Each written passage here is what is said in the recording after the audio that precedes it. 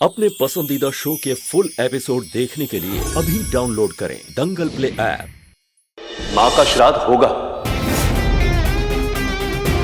ये 3 साल बाद अचानक माँ की याद कैसे आ गई तुमको? पूजा पाठ विधि विधान को न मानने वाला इंसान आज इतना कर्मकांडी कैसे हो गया? हमको माँ को याद करने की जरूरत नहीं है बाबा। हमारे भीतर ना उनका दुख, उनका दर्द हर पल रहता है। और हाँ, रही बात विधि विधान की, तो किसी ने हमको विश्वास दिलाया है कि ऐसा करने से वहां तक पहुंच सकते हैं। जानना चाहेंगे किसने? एक मिनट। को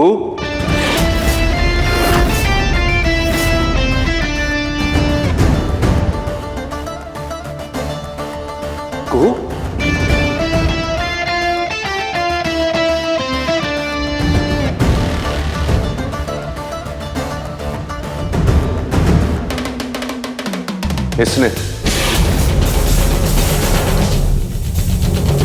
हे भगवान, यहाँ भी यही शैतान।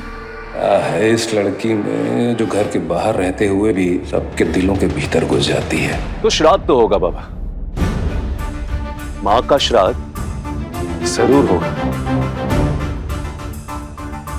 चलो एक पल के लिए हम आपका आरोप स्वीकार कर भी लेते हैं कि 3 साल के बाद अचानक हमको माँ की याद कैसे आई। लेकिन वो जवाब देने से पहले क्या हम आपको एक सवाल पूछ सकते हैं बाबा? माँ का ख्याल आपको नहीं आता अचानक? कैसे आएगी, हम नहीं आने देते। हम तुम्हारी माँ को, अपनी धर्मपत्नी को कितना याद करते हैं, उसकी सफाई हमें तुम्हें देने की जरूरत नहीं है। लेकिन फिर भी अगर तुम चाहते हो कि समाज और परिवार के सामने उन दर्दनाक परिस्थितियों की याद दिलाना चाहते हो जिसमें तुम्हारी माँ की मौत हुई थी, वो भी किसी के बहकावे में आकर, तो तुम राजीव चंदेल किसी के बहकावे में नहीं आता बाबा, और ये तो आप भली बात ही जानते ही है ना। हाँ, लेकिन जज देव नारायण चंदेल इतना डरता है कि वो अपनी पत्नी का श्राद्ध तक नहीं कर सकता। डले हुए श्राप के बुझते तब से वो अभी भी कांपता है। अचरज होता है हमको पापा। अरे अचरज क्या, शर्म आती है हमको। ये कांपना, ये डरना देवनारायण चंदेल को शोभा नहीं देता।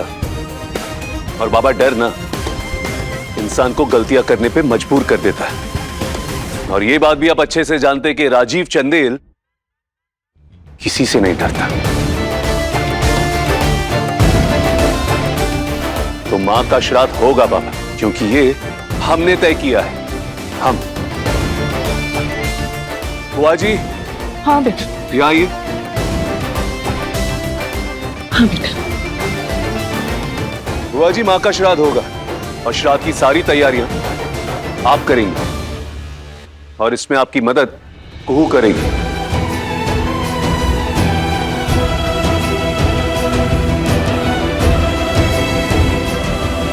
ठीक है कुहू? क्या पूछा हमने? ठीक है? जी। तैयारियां शुरू कीजिए। एक बार तुमने फिर से दिल जीत लिया बेटा, खुश रहो। तुमसे नैना मिलाई के सोमवार से रविवार रात 9 बजे दंगल प्ले ऐप पर।